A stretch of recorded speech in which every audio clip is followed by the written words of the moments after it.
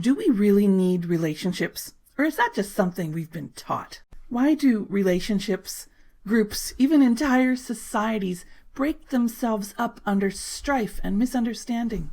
How much more peaceful could life be if we didn't have to put up with others, if we could be loners?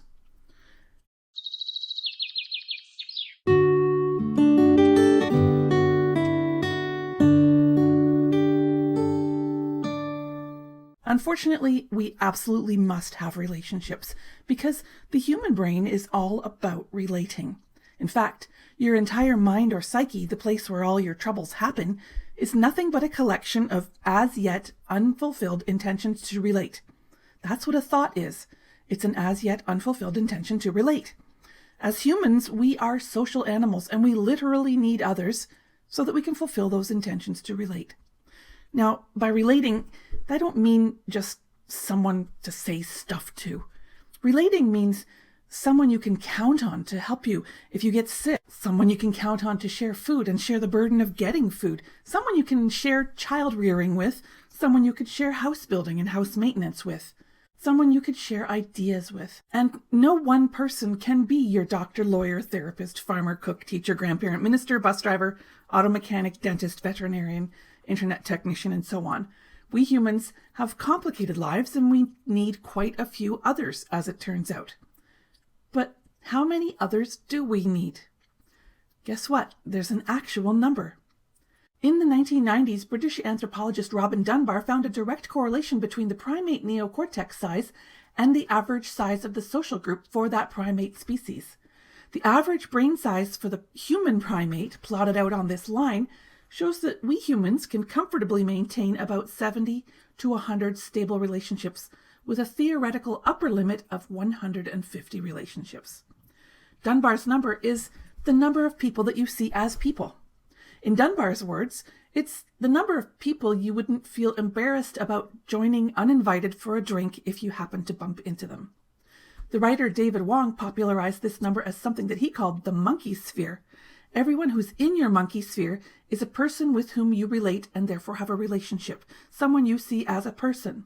The other 7 or 8 billion or so people who aren't in your monkey sphere, well, they're not exactly people at all. They're other. And we just don't have the brain power. We don't have the gray matter or RAM to keep track of enough details about people outside the monkey sphere. So everyone outside the monkey sphere is represented by a stereotype. The stereotype is just whatever you've heard the most about that kind of a person. Everyone who's outside of your monkey sphere is going to be represented by that stereotype, which would be okay if stereotypes were benign or innocuous, but we are living in groups that comprise far more than 150 individuals, and ever since we started doing that, we've been employing some top-down tyrannical strategies to relate with each other. These strategies aren't working so well for most people. Stereotyping tries to make everyone on the planet be the same as everyone else in that category. But the only way that this can work is if everyone who's not in my monkey sphere is either a victim or a perpetrator. So if a stereotype person outside my monkey sphere is a victim because they're not like me, that makes me a perpetrator, unless I can take up a position of a rescuer. And if a stereotype person outside my monkey sphere is a perpetrator because they're not like me, then that makes me a victim, unless I take up a position of rescuer. And therein lies the source of all the chaos, confusion, war, and strife of the history of humankind. How, you ask? Because it messes with your mind when I shove someone into your monkey sphere who doesn't belong there. And all I have to do to have that happen is to tell you some personal details about that individual that disagree with your stereotype. Now, underneath the monkey sphere is a function of the psyche called theory of mind. This is a stage of development that we humans complete on average at about age 4. The very smartest chimpanzees develop theory of mind at maturity, but they have difficulty maintaining it continuously. Theory of mind allows us to have an understanding of self versus other, and an ability to assert boundaries with self and others. Theory of mind is the ability to know that I know that I know. It's the logical sequence required to understand that someone else has a mind just as I do, and that's the biological basis of empathy. First, I know something, Any mammal can do that.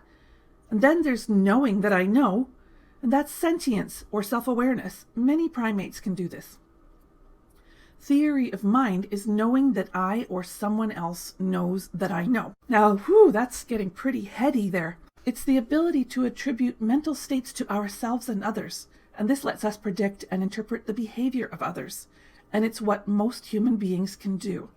Toddlers as young as 15 months begin to be able to do this, and it's fully in place on average by about age 4 in a human. To be able to develop theory of mind, we first have to develop the brain capacity to distinguish between self and other. And that's a big problem for people with developmental disorders or personality disorders. With active cerebral cortex conflicts early in life, there's a developmental arrest or delay.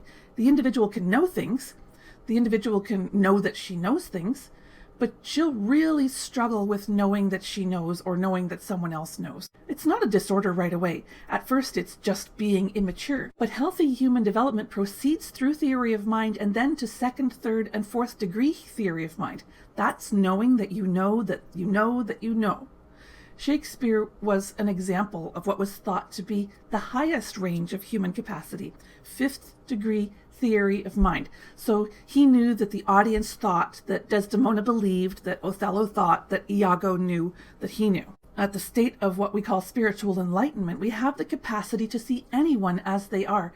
Our monkey sphere can accept anyone in and let anyone go very quickly. And that's essentially having that fifth degree theory of mind, or that higher level capacity to understand others' understanding.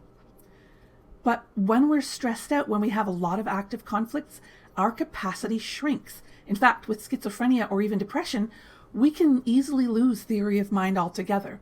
And then we're relating like chimps, not necessarily just biting and flinging poop at that point, but we're not able to think of ourselves and others objectively anymore. And that's what's underneath the breakdown of relationships, groups, and societies, even though we need others in order for ourselves to be healthy and happy. The more stressed we get, the less capacity we have for understanding that others have minds just like we do, and the smaller our monkey spheres become. We can get so distressed that everyone is outside the monkey sphere, including our own past and future selves. So what can we possibly do about this? The answer is simple. It's not necessarily easy, but it is simple. The answer to your relationship problems is to develop your own theory of mind and expand your monkey sphere. And the way to develop your own theory of mind is to develop strong, healthy boundaries. At the most basic level, you want to have boundaries with yourself. Know and respect your own personal limits and desires. Next, you want to know and respect the rights and responsibilities of others and yourself within one-to-one relationships, within those one-to-one interactions. Dr. Henry Cloud makes an analogy about backpacks and boulders. Each of us has his or her own backpack of rights and responsibilities that we carry with us. It's not appropriate for us to make others carry our backpacks. It's also not good to carry other people's backpacks when they can carry them themselves. Don't do for people what they can do for themselves. But sometimes a boulder falls into someone's life, and then it's good and appropriate to help them with that. Maybe even carry their backpack for a bit while they recuperate. But once the boulder's been dealt with, get back to your own business. That's what boundaries in one-to-one relationships are. Third, you want to know and respect the general duties and freedoms of all people, and that's called the rule of law. The law in the sense of the legal system. We're also talking here about natural law. The law of the land is the core of a stable society. Not having strong boundaries at this societal level turns us into outcasts, living in fear and loneliness, suffering from a bad reputation, for example. It can become difficult to get a job, to get help as needed, when the law isn't respected or understood. But when the rule of law is accepted and respected, this is when a society has economic prosperity and individuals within that society will enjoy objective success. Not having strong boundaries within a social group, such as a workplace or family or a club, that makes us magnets for unboundaried relationships and frequent victimization in unhealthy transactions with people who should be trustworthy. But when we can learn to say no and stand our ground one-on-one with people in these smaller settings, Then we value ourselves. We can trust ourselves.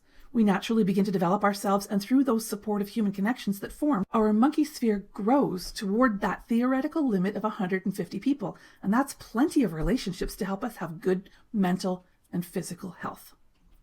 Most importantly, though, you have to have strong boundaries with yourself. Not having strong boundaries with yourself leads to self-devaluation because you see your past and future selves as other people outside your own monkey sphere. And so you end up hating yourself for your past mistakes. You end up dumping your responsibilities onto your future self. And all of this just gets you stuck deeper into guilt, shame, and existential fear. But when you can truthfully recognize and respect your desires and your personal limits right now, that's being boundaried with yourself. It's the beginning of being boundaried with everyone.